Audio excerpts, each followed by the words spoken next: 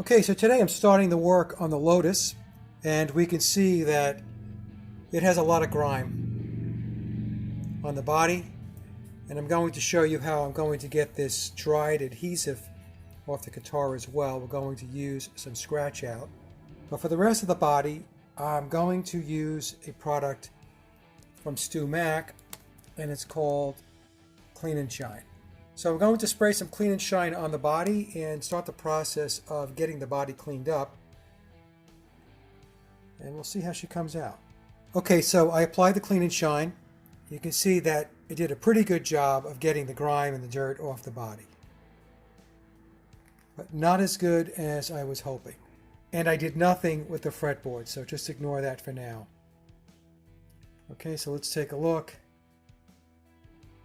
And you can see over here, we still have some spots on the body. All right, so what I'm going to do now is I'm going to apply some scratch out, and let me see if I can get it looking even better. Okay, so stay tuned, and I'll be right back. Okay, so I used the scratch out, and that's this product right here. And you can see that the body cleaned up very, very well. Looks very good. What I'm going to do with some of these scratches, here, here, here, and here, I'm going to apply some cherry lacquer paint and see if I can get them covered up to the point where they don't stand out as well. It's going to be very, very tough here because this actually is wear from playing the guitar. So I'm going to just leave that alone. This I will touch up as well, but this is from the pickguard that used to be there. And you can even see the discoloration from where the pickguard used to be, up over here. And there's not a whole lot you can do with that. But once I reinstall a pickguard, you're not going to see that. Okay, so the body's looking much, much better.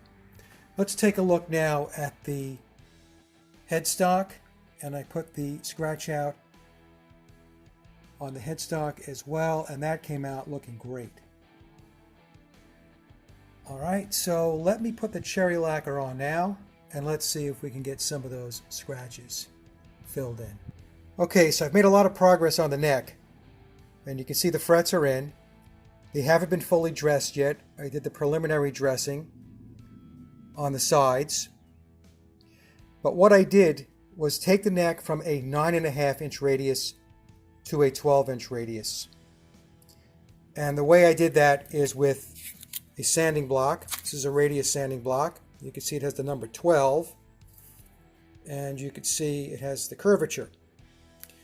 And underneath this 150 grit sandpaper is two-sided tape. And so I started sanding to flatten the neck a little bit. And the frets laid in perfectly. Now, how do you check? For those that don't know, you have to have a radius gauge. And this is what I use here. And you can see the number 12 at the top. And you just lay that down. Let me see if I can do this with one hand. Onto the fretboard. Okay, and you should not see any daylight. It's laying perfectly flat against the fretboard. And so I just kept sanding a little at a time. You can't go nuts. Just do bit by bit. Sand, measure, and you'll get it exactly to where you want it to be. I installed a bone nut. I put a dab of glue on both sides, and I'm waiting for that to cure. Okay, so she's coming along nicely. What I'm going to do next is get the wiring in. And as I make progress, I'll come back. Okay, so she's all wired up. And I had a set of Wilkinsons lying around, so I laid them in. About 8,000 ohms here and 14,000 in the bridge position.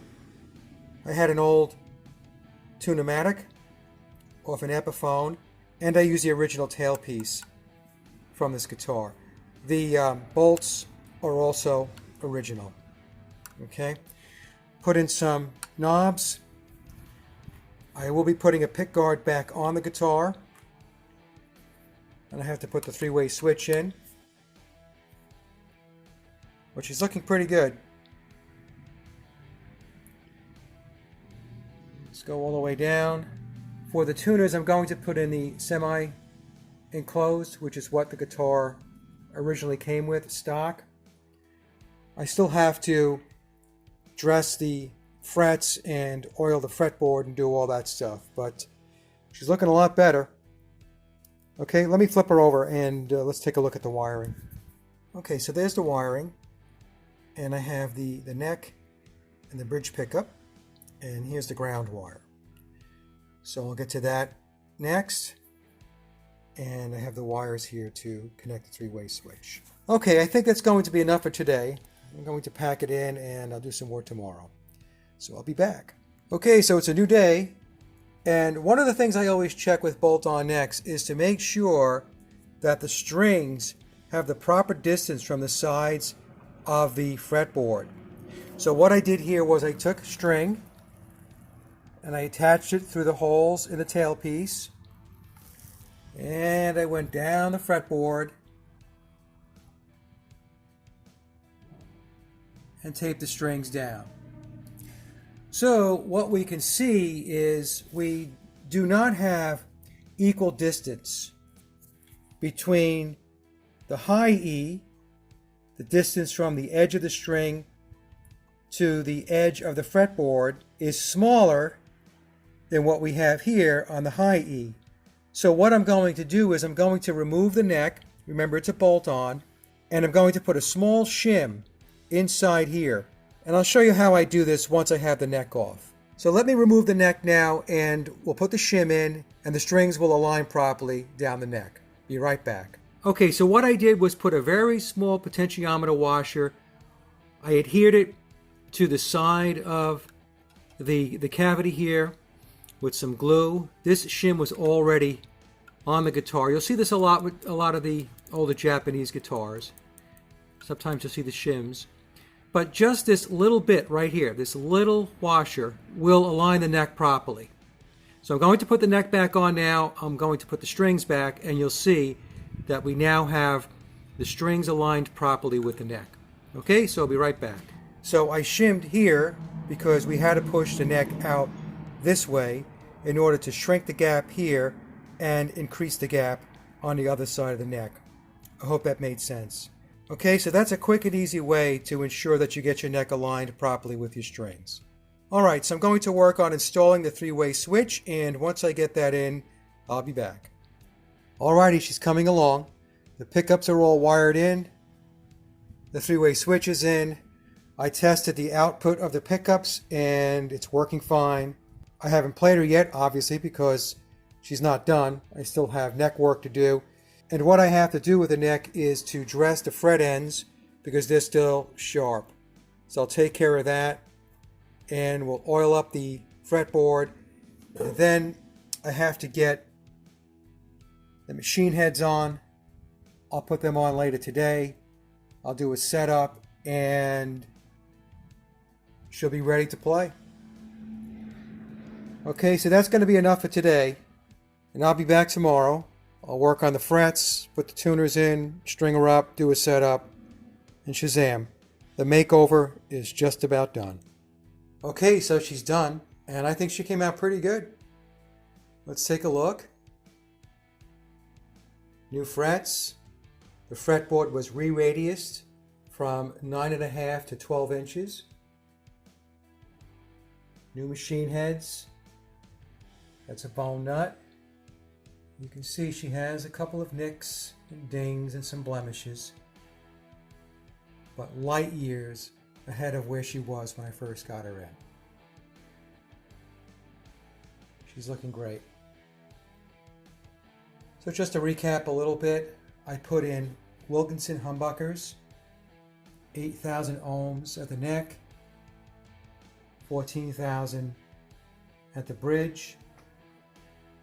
That's an Epiphone 2-pneumatic bridge. I left the original posts in the guitar. and that's the original tailpiece. Everything else is new. New knobs, new pickguard, and all new wiring. When I got the guitar, as I mentioned in the early part of the video, all of the parts that were on the guitar, aside from the tailpiece, which I was able to clean up, were completely oxidized. The potentiometers and the electronics were too far gone. And so I just pulled it all out and put new stuff in. Okay? So we have an old 1970s Lotus Les Paul style guitar with a 12-inch radius. These guitars came with a 9.5 inch, so she's going to be a bit unique from that perspective. So that's the makeover for this early 1970s Lotus Les Paul style guitar. I think she came out pretty darn good.